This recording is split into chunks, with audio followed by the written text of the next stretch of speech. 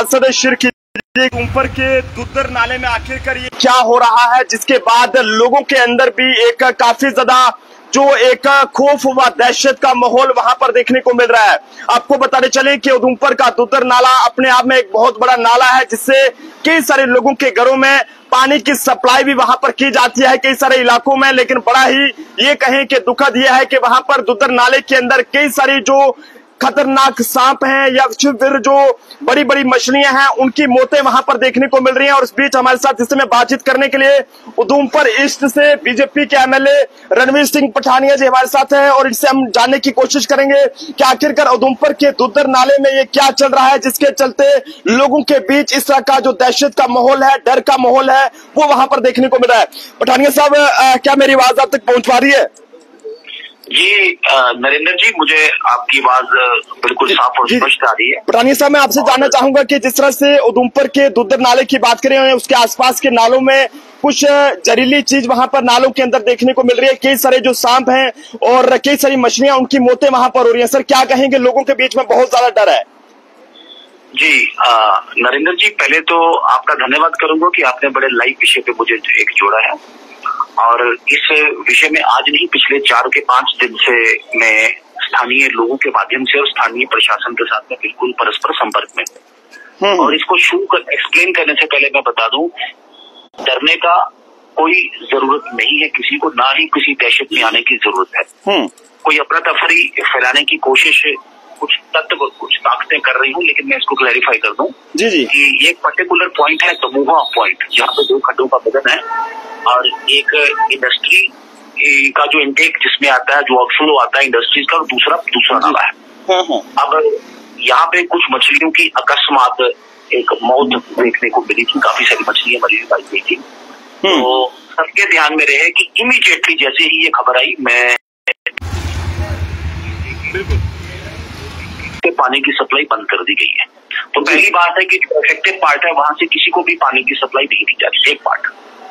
पठानिया साहब, अभी भी कुछ लोग ये दावा कर रहे हैं कि वहां से उस नाले से पानी की सप्लाई जो है वो कई इलाकों को जा रही है, लेकिन जिस तरह से टीमें वहां पर पहुंची थी, उसके बाद क्या कुछ कार्रवाई वहां पर की गई है? जी, मैं आपको बता रहा हूँ, पॉइंट नंबर 1, उस जो सस्पेक्टेड इनटेक है वहां से एक बकेट भी, एक बाल्टी भी पानी किसी को सप्लाई नहीं की जा रहा। उसी दिन जिस दिन कंप्लेंट है, इस सप्लाई को बंद किया गया।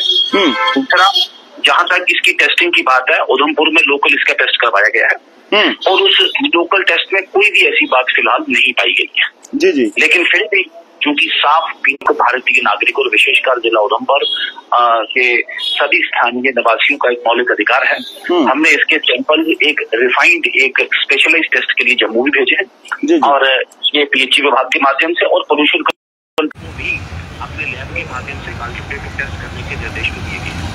जी, इन दोनों की जैसे ये रिपोर्ट आती है उसके बारे में, उसके इंटेक के बारे में किया जाएगा। लेकिन आपको ध्यान में मालूम कि अब एक जो पिछले नाले में जहाँ इंडस्ट्रीज का टेक नहीं आता, इंडस्ट्रीज का आउटफ्लो जिसमें नहीं आता, इंडस्ट्रीज का डिस्चार्ज जहाँ नहीं आता, वहां पर भी मछलियों की मारे जाने की खबर आ रही है। लेकिन कोई बड़ी बात नहीं कि एक्सेसिव गर्मी के साथ या ऑक्सीजन की डिप्लीशन के साथ भी कोई ऐसी या कोई एक स्पीशीज स्पेसिफिक वाटर स्पेसिफिक कोई ऐसी डिजीज या कोई ऐसा कोई एनवायरमेंटल कोई ऐसा कोई डिसऑर्डर हो। लेकिन मेरा आपके माध्यम से परम अनुरोध है कि ना कोई दहशत, ना कोई डर, इस मसले में जो भी एग्जैक्ट जो इसमें जो स्टेप्स है वो उसमें उठाए गए हैं, और इस विषय को सेंसेशनलाइज करना, इसे सनसनी पैदा करना, इस छोटे से विषय पे अपनी एक राजनीतिक रोटियां सेकने की कोशिश करना या सस्ती पब्लिसिटी लेने की कोशिश करना, मुझे नहीं लगता ये अच्छा है। मेरा विनम्र निवेदन है, हर एक आदमी शांत रहे और आप मुतमईन रहें। मैंने कहा, साफ पीने वाला पानी हर एक का मौलिक अधिकार है, और हम इसे बड़ी सख्ती के साथ, बड़ी मुस्तैदी के साथ इंश्योर करेंगे। पठानिया साहब, अभी तक जो जिस तरह से आपने बताया कि जो सैंपल लिए गए हैं, उसमें उधमपुर में जो उनकी टेस्टिंग हुई है, उसमें कुछ भी उसमें से वैसा देखने को नहीं मिला है कि उसमें कोई किस तरह की मिलावट हो या कुछ ऐसा? बिल्कुल उधमपुर में इसके टेस्ट में नहीं गया, लेकिन हमने एक स्पेशल टेस्ट के लिए ये सैंपल हमने परसों भेजे, और उसके बाद पोल्यूशन कंट्रोल बोर्ड को भी कहा एक अल्टरनेटिव 2 जगह से क्रॉस टेस्ट हो जाए, पोल्यूशन कंट्रोल बोर्ड भी और पीएचई विभाग दोनों इसकी क्रॉस टेस्टिंग करेंगे। थोड़ी भी इसमें बात को ऐसी पाई तो इसमें उपटेक्शन किया जाएगा, लेकिन फिलहाल सप्लाई बंद है। हम उस इफेक्टेड इंटेक से जहां के पानी से सप्लाई की जाती है लोगों को, उस सप्लाई बंद की गई है।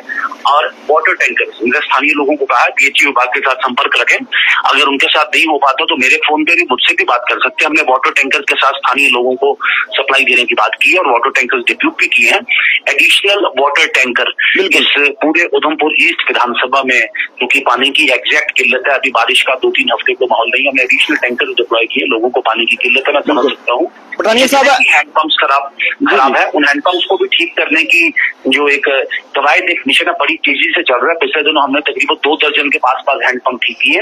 हम अगले 10 दिन में हमारा जो मिशन है, हम अगले 5 एक और हैंडपंप जिनकी फ्लशिंग और रीडेवलपमेंट या रिबिल्ड करके उसको ठीक करेंगे। और ये जो छोटे छोटे ये जो विषय है, इसके लिए सजग भी है, सुदृढ़ भी है और संवेदनशील भी है। उधमपुर ईस्ट के लोगों को पानी, साफ पीने वाला पानी के लिए, मैं कल भी आप देख के ध्यान में रहे कि कल भी जल जीवन मिशन के तहत जो विधानसभा की समिति, उसी संदर्भ में मैं श्रीनगर में आया हूँ। कल भी इसमें डिटेल परिचर्चा हो कि हर एक को, बल्कि पूरे जम्मू कश्मीर के निवासियों को, डिप्राइव्ड लोगों को साफ पीने का पानी कैसे मिल पाए।